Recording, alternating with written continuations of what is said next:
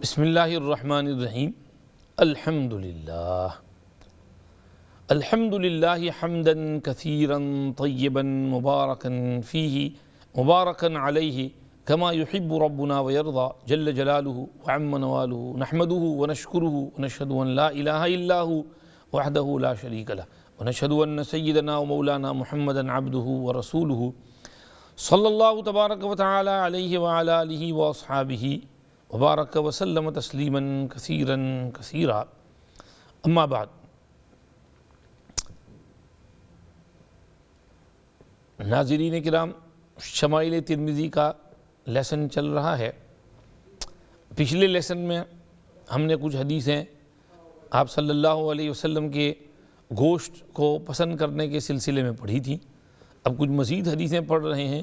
بیان چل رہا ہے سالن کا، کہ روٹی کو سالن کے ساتھ کھایا جاتا ہے۔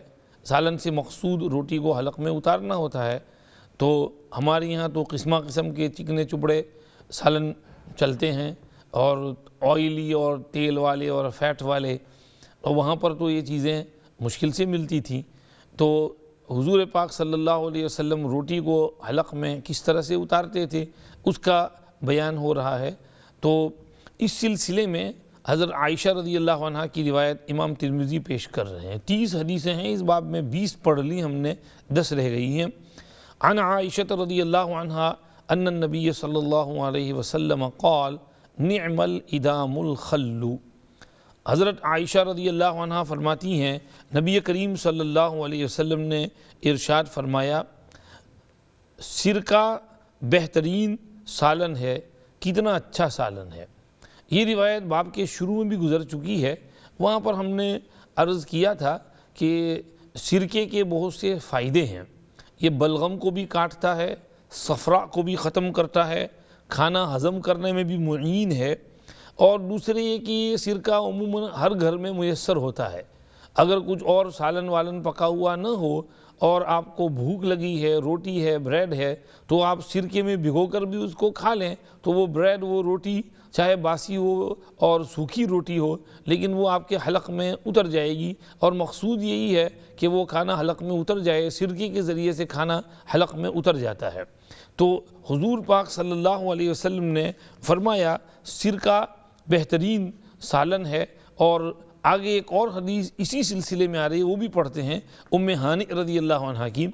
عن ام ہانی رضی اللہ عنہ قالت دخل علی النبی صلی اللہ علیہ وسلم فقال اعندک شیء فقلت لا الا خبز یابس وخل فقال ہاتی ما اقفر بیت من ادم فیہ خل۔ حضرت ام ہانی رضی اللہ عنہ حضور اکرم صلی اللہ علیہ وسلم کی چچا زاد بہن ہیں۔ فرماتی ہیں حضور اکرم صلی اللہ علیہ وسلم فتح مکہ کے موقع پر میرے پاس تشریف لائے اور فرمایا تیرے پاس کچھ کھانے کو ہے؟ میں نے عرض کیا کہ سوکھی روٹی اور سرکہ۔ آپ صلی اللہ علیہ وسلم نے فرمایا لے آؤ۔ وہ گھر سالن سے خالی نہیں کہ جس میں سرکہ ہو۔ ام ہانی یہ حضرت علی ابن ابی طالب کرم اللہ وجہہ کی بڑی بہن ہیں، اور یہ بہت پہلے مسلمان ہو گئی تھیں، مگر ہجرت کر کے مدینہ منورہ تشریف نہ لا سکی تھیں۔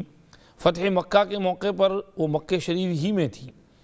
آپ صلی اللہ علیہ وسلم ان کے گھر تشریف لے گئے تھے، اور وہاں آپ صلی اللہ علیہ وسلم نے کچھ کھانا وانا بھی منگوایا، کھایا۔ اس کے بعد کسی صحابی کو کہا کہ ذرا پردہ کرو، انہوں نے پردہ کیا۔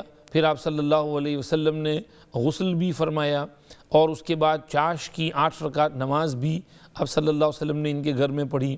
اور ام ہانی رضی اللہ عنہ کا گھر ہی ہے کہ جہاں سے آپ صلی اللہ علیہ وسلم کو معراج میں لے جایا گیا تھا، کہ آپ صلی اللہ علیہ وسلم ان کے گھر میں ہی آرام فرما رہے تھے۔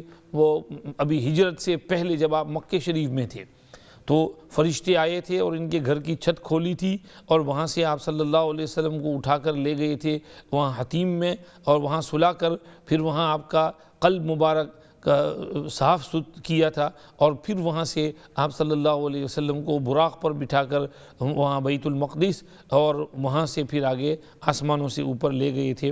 تو یہ ام ہانے، ان کا گھر جو ہے کہاں تھا؟ پہلے جو پرانا حرم تھا ان میں بہت ہسٹری پریزروڈ اور محفوظ تھی۔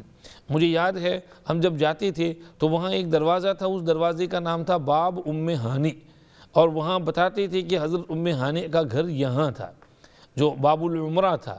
آج کل جہاں باب الملک فہد بنا ہوا ہے، کنگ فہد گیٹ، تو وہاں سے ہم انٹر ہوتے ہیں تو وہ اس جگہ یعنی حرم میں انٹر ہونے سے پہلے وہاں حضرت ام ہانے رضی اللہ عنہ کا گھر تھا۔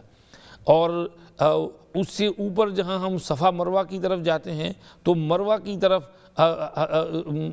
خاندان عبد المطلب کے اور مکانات تھی، تو وہ ایریا پورا سمجھیے کہ بنو ہاشم کی رہائش کا علاقہ تھا۔ حضرت ام ہانے وہاں رہتی تھیں۔ آپ صلی اللہ علیہ وسلم رمضان سن 8 ہجری میں جب مکہ مکرمہ تشریف لائے ہیں اور کانکر کیا ہے اور مکہ فتح ہو گیا تھا، تو وہاں آپ صلی اللہ علیہ وسلم نے کچھ دن قیام فرمایا تھا، نظام سب سیٹنگ کیا تھا، اس کے بعد ریٹرن ہوئے تھے مدینہ شریف۔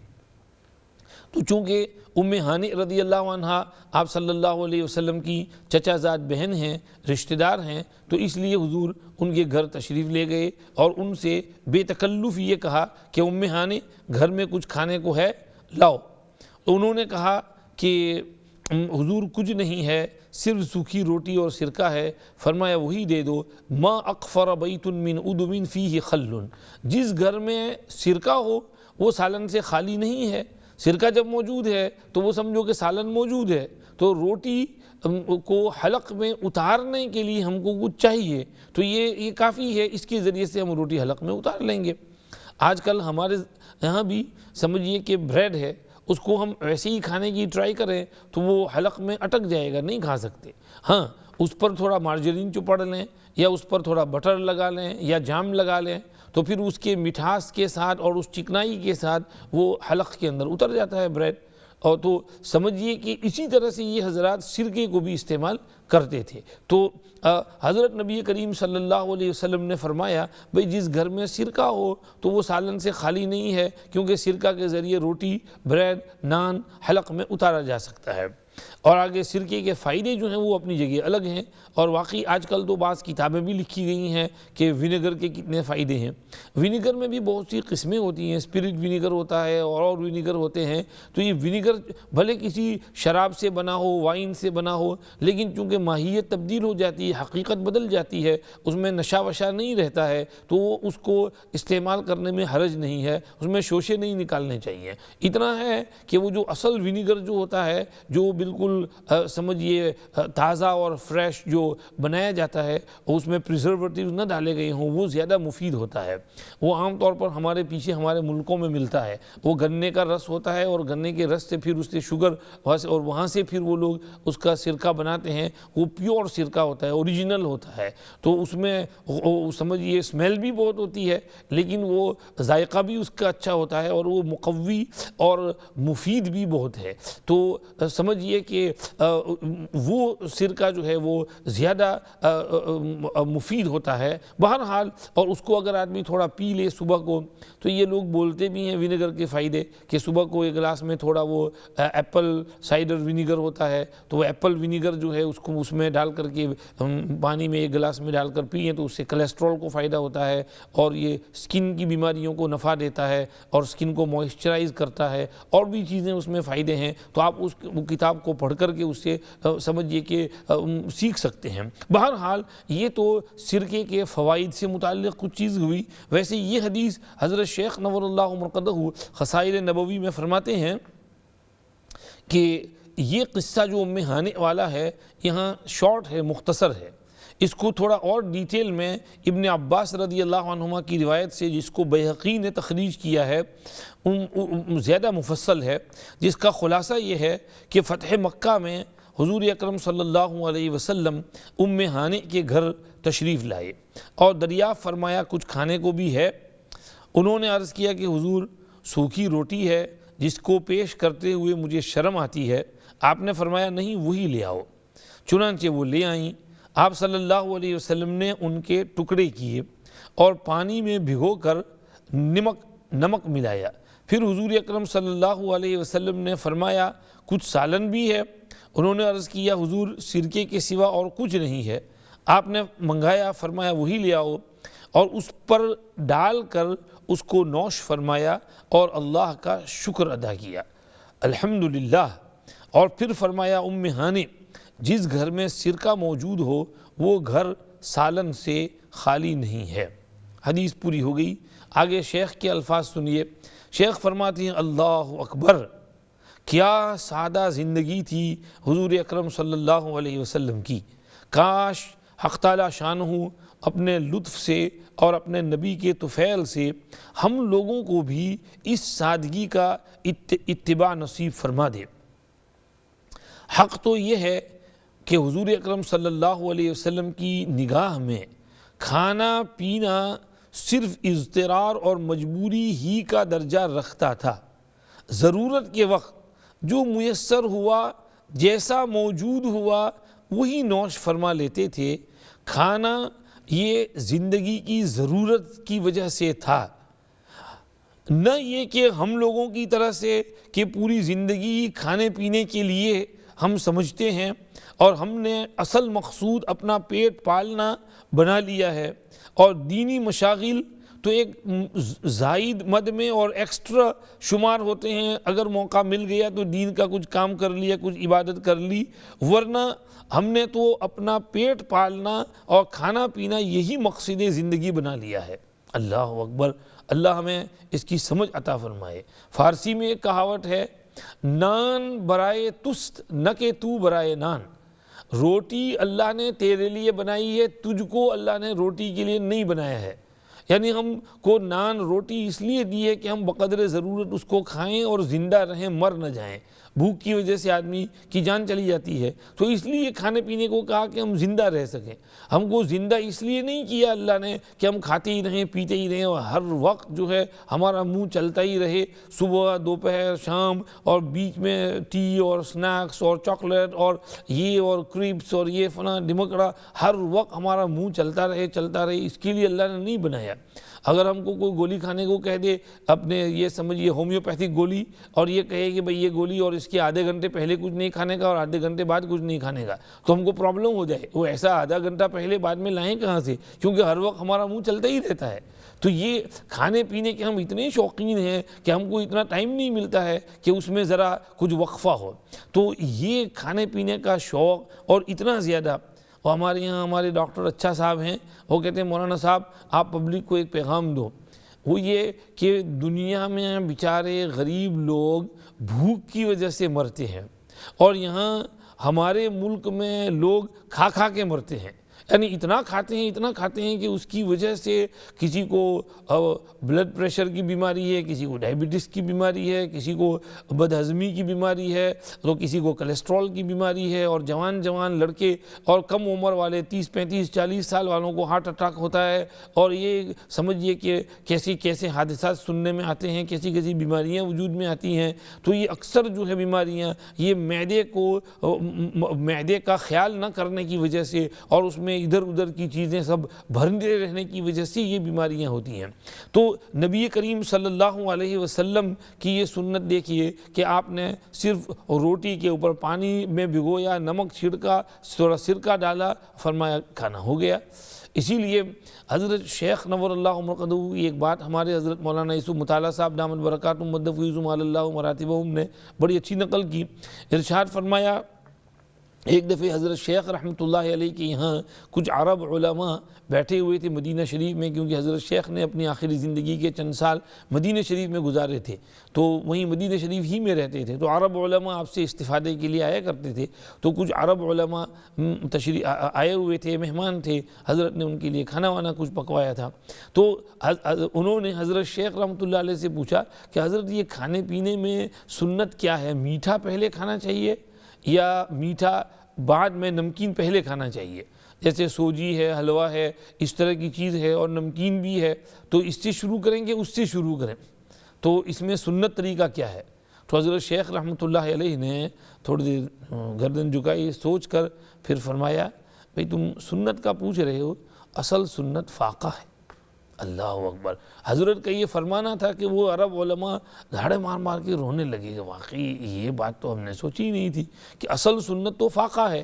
تو ہمیں یہ سوچنا چاہیے کہ آپ صلی اللہ علیہ وسلم کی زندگی تو بہت سادہ زندگی تھی، کھانے پینے کے کوئی دلدادہ عاشق نہیں تھے. حضرت نے فرمایا آپ صلی اللہ علیہ وسلم کے دسترخوان پر اس طرح میٹھی اور نمکین پکی ہوئی چیزیں کبھی جمع ہوئی ہی نہیں ہیں.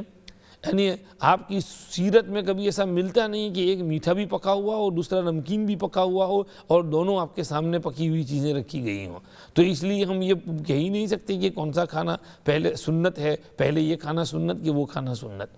تو یہ حضرت یہاں پر بھی فرما رہے ہیں کہ آپ صلی اللہ علیہ وسلم کی کتنی سادہ زندگی تھی اور اس کو سمجھیے سرکہ روٹی کھا کر اللہ کا بہت تہہ دل سے شکر ادا کر رہے ہیں. اللہ کرے ہمیں بھی اس کا کچھ شمہ نصیب ہو جائے اور ہم نے اپنی زندگی کا مقصد اور نصب العین جو کھانا پینا بنا رکھا ہے تو اس کو ہم جو کچھ سمجھیں اور اپنی ہیبٹ کے اوپر کنٹرول کریں اور کھانے پینے کے معاملے میں تھوڑا احتیاط سے کام لیں، سنت کے مطابق جو ہے زندگی گزاریں. ویسے یہ تو سنت طریقہ تو اپنی جگہ بات ہو گئی. مسئلے کی روح سے یہ ہے کہ ہمارے یہاں معاشرہ الگ الگ ہے. بعض کلچر میں میٹھا پہلے کھاتے ہیں جیسے زردہ اور سوجی اور اس طرح میٹھی چیز، اور بعض کلچر میں اس کو بعد میں کھاتے ہیں. ہم سہارنپور میں بھی ہم نے پڑھا ہے 1 سال، تو وہاں سہارنپور والے یہ کہتے ہیں کہ بھئی نمکین پہلے کھا لو اور میٹھا زردہ وغیرہ بعد میں کھاؤ. وہ کہتے ہیں اس لیے کہ معدہ جو ہوتا ہے تو وہ میٹھی چیز کا حریص ہوتا ہے، اس کو میٹھی چیز زیادہ مرغوب ہوتی ہے. تو آپ کا جو نمکین کھانا ہے روٹی سالن وغیرہ تو وہ آپ پہلے کھا لیں اور اس کے بعد وہ میٹھا اوپر ڈالیں تو پھر وہ معدہ اس کو جذب کرنے کی کوشش کرتا ہے، طلب کرتا ہے. تو جب معدہ اس کو نیچے کھینچتا ہے تو وہ کھانا جلدی ہضم ہو جاتا ہے اور تحلیل ہو کر ہضم ہو کر جو سمجھیے خون بننے والا ہے وہ خون بن جاتا ہے، جو فضلہ ہے وہ نکل جاتا ہے. تو اس میں ان کے یہاں حکیم لوگ ایسا کہتے ہیں. ویسے ہمارے یہاں تو بہت سے لوگ شروع میں بھی میٹھا کھاتے ہیں، بعد میں بھی کھاتے ہیں. بعض جگہ شروع میں زردہ اور سوجی اس طرح کی چیز کھاتے ہیں، پھر روٹی سالن وغیرہ، پھر اخیر میں کوئی کسٹرڈ اور فلوڈا اور ڈیزرٹ اور آئس کریم اور یہ چیزیں چلتی ہیں، کیونکہ ہم لوگ تو کھانے پینے کے بڑے شوقین ہیں. اللہ پاک ہمیں حقیقت کی سمجھ عطا فرمائے اور دنیا میں جو لوگ بیچارے بھوک کی وجہ سے پریشان، پیاس کی وجہ سے پریشان، مظلوم، اللہ پاک ہمیں ان کا خیال کرنے کی توفیق عطا فرمائے. کچھ صدقہ خیرات کر کے آخرت میں اپنے لیے ذخیرہ جمع کرنے کی اللہ ہمیں توفیق عطا فرمائے. بہرحال یہ ہوئی. اس حدیث میں ایک اور پوائنٹ بھی حضرت شیخ رحمۃ اللہ علیہ نے بیان کیا کہ اس سے معلوم ہوا کہ جہاں بے تکلفی ہوں اور تعلقات وسیع ہوں وہاں سوال کرنے میں بھی مذائقہ نہیں ہے. یعنی بعض مرتبہ انسان کو کہیں تھوڑی بے تکلفی ہوتی ہے تو ان کے گھر چلا گیا تو سامنے بھی کہہ سکتا ہے کہ بھائی لاؤ بھائی کھانے میں کیا ہے. تو وہاں تکلف نہیں کرنا چاہیے. تکلف کی معنی یہ ہے پریٹینشن، کہ بھوک لگی ہے اور کھانا آفر کیا جائے پھر بھی نہ کہے گا رہنے جی بھوک نہیں لگی ہے. ایک دفعہ آپ صلی اللہ علیہ وسلم دودھ پی رہے تھے، آپ نے نوش فرمایا، پھر کچھ خواتین بھی آئی تھیں تو آپ نے فرمایا ان خواتین کو بھی دو کہ یہ دودھ پی لیں. تو وہ کہنے لگی جی ہم کو بھوک نہیں ہے. تو آپ صلی اللہ علیہ وسلم نے فرمایا لا تجمعن جوعا وکذبا، بھئی بھوک اور جھوٹ اکٹھا نہ کرو. تم کو بھوک لگی بھی ہے اور اوپر سے جھوٹ بول رہی ہو کہ بھوک نہیں ہے، پی لو نا سیدھی سیدھی. تو اب یہ تکلف نہیں کرنا چاہیے. وما انا من المتکلفین، میں تکلف اور پریٹینشن والوں میں سے نہیں ہوں. سیدھے سادھے اسٹریٹ فارورڈ تھے آپ صلی اللہ علیہ وسلم. تو جہاں بے تکلفی ہو، جہاں فرینڈشپ ہو تو وہاں سامنے کہہ دینے میں بھی حرج نہیں. بے تکلف دوست کے گھر چلے گئے تو پوچھنے کا انتظار نہیں کرنے کا، ان کو کہہ دینے کا کہ جی چائے بناؤ، یا اگر بھوک کھانے کا ٹائم ہے، بھوک لگی ہے، جو کچھ گھر میں کھانا ہو وہی پیش کر دو. تو یہ سمجھیے کہ بے تکلف بات ہے. ہمارے اکابر میں حضرت مدنی رحمۃ اللہ علیہ، حضرت رائے پوری رحمۃ اللہ علیہ، یہ حضرت شیخ الہند کے یہاں ان کے انتقال کے بعد ان کے گھر ان کے اماں جی کے یہاں سمجھیے کہ مہمان ہوئے. اماں جی بہت خوش ہو گئیں کہ یہ سب حضرت شیخ الہند کے شاگرد جو ہیں آئے ہوئے ہیں، انہوں نے جلدی جلدی کھانا پکوایا اور اس کے لیے سمجھیے کہ روٹی بنوا کے آگے بھیجی۔ ابھی سالن تیار ہو رہا تھا، خادم نے لا کر روٹی رکھی، حضرت مدنی رحمۃ اللہ علیہ نے ساتھیوں سے فرمایا جلدی جلدی روٹی کھا جاؤ، تو انہوں نے روٹی جلدی جلدی کھا لی۔ اب اس کے بعد سالن آیا، تو اب جب سالن آیا تو حضرت مدنی نے فرمایا جلدی جلدی سالن کا شوربہ پی لو، بوٹی ووٹی صاف کر لو، تو انہوں نے سالن کا شوربہ پی لیا، روٹی صاف کر لی۔ پھر روٹی آئی، انہوں نے کہا اب روٹی کھا جاؤ، تو روٹی کھا گئی۔ اب جو ہے ادھر اطلاع ہوئی کہ ادھر تو روٹی صاف ہو جاتی ہے، سالن صاف ہو جاتا ہے، تو اماں جی پردے کے پیچھے سے ابھی تم بچوں جیسی حرکتیں کر رہے ہو۔ تو حضرت مدنی ہم فرمانے لگے ہاں ہم کتنے بڑے ہو جائیں مگر اماں جی آپ کے تو بچے ہی ہیں، تو آپ کے بچے ہی رہیں گے۔ یہ ہمارے اکابر تھے، بے تکلف، اور سمجھیے ان میں پریٹینشن اور اس قسم کی چیزیں نہیں تھیں، تکلفات۔ آپ صلی اللہ علیہ وسلم بھی یہاں بالکل بے تکلف اپنی چچیری بہن کے یہاں تشریف لائے، فرمایا کھانے میں کیا ہے لاؤ، تو اس میں حرج نہیں ہے۔ حضرت شیخ نور اللہ مرقدہ بھی ایسے ہی تھے۔ حضرت شیخ فرماتے ہیں میں جب چھوٹا تھا تو کاندلے جایا کرتا تھا، تو اپنے ایک ماموں تھے، تو ننیال میں جب جاتے ہیں تو خوشی خوشی ہوتی ہے۔ سہارنپور سے کاندلہ تقریباً 2-2.5 گھنٹے کا رستہ ہے، ڈرائیو ہے بس میں، تو وہاں دیر لگ، اس وقت بیل گاڑی وغیرہ میں پورا آدھا دن نکل جاتا ہوگا۔ تو ننیال میں جب جاتے تھے تو حضرت شیخ رحمۃ اللہ علیہ فرماتے ہیں کہ ہمارے ایک ماموں تھے، تو وہ مجھے ہمیشہ 1 روپیہ دیا کرتے تھے، تو مجھے وہ روپیہ بہت اچھا لگتا تھا، تو وہاں پہنچتے ہی میں ماموں کے گھر سلام کرنے دوڑتا تھا اور ان کا روپیہ لیتا تھا۔ جب میں بڑا ہو گیا، شادی ہو گئی، تو اس کے بعد وہاں کاندلے جانا ہوا تو میں سیدھا ماموں کے یہاں، میں نے کہا ماموں روپیہ لاؤ، تو ماموں کہنے لگے بھائی اب تو تم بڑے ہو گئے، تمہاری شادی ہو گئی۔ تو حضرت شیخ فرمانے لگے نہیں میں بڑا ہو جاؤں لیکن آپ کا تو چھوٹا ہی ہوں، اس لیے میرا وہ روپیہ تو جاری رہے گا، اور جب بھی میں آؤں گا تو آپ کو روپیہ دینا ہی پڑے گا۔ تو اب یہ بے تکلفی ہے۔ ماموں حضرت شیخ فرماتے ماموں بہت خوش ہوئے، بہت خوش ہوئے، بہت خوش ہوئے کہ بھئی یہ تمہاری سادگی جو ہے اس پر مجھے خوشی ہوئی۔ تو حضرت شیخ رحمۃ اللہ علیہ یہ فرماتے ہیں کہ بھئی یہ جہاں بے تکلفی ہو وہاں سامنے سے مانگ لینے میں بھی کوئی حرج نہیں ہے، اور کہہ دینا چاہیے، جیسے آپ صلی اللہ علیہ وسلم بالکل سمپل انسان تھے، اور کیسی سادگی کے ساتھ ام ہانی کو کہا کہ بھئی کھانے میں جو ہو لاؤ، اور ام ہانی نے بھی کوئی تکلف نہیں کیا۔ دیکھو میزبان کو بھی جو اپنے سمجھیے حد سے آگے بڑھنے کی ضرورت نہیں، جو گھر میں ہو وہی کہہ دے، سیدھی بات کہہ دے۔ ایک بزرگ اپنے دوست کے یہاں گئے تو سمجھیے کہ ان سے کہا کہ بھئی مہمان جب آئے ہیں تو انہوں نے جو میزبان تھے انہوں نے کہا حضرت آپ آج کہاں آ گئے، آج تو ہمارے یہاں فاقہ ہے۔ تو یہ آنے والے بھی کہنے لگے چلو کوئی حرج نہیں، تو ہم بھی فاقے میں آپ کے شریک ہو جائیں گے، آج ہم بھی آپ کے ساتھ فاقہ کر لیں گے۔ تو یہ بے تکلفی ہے، جو حقیقت وہ کہہ دی۔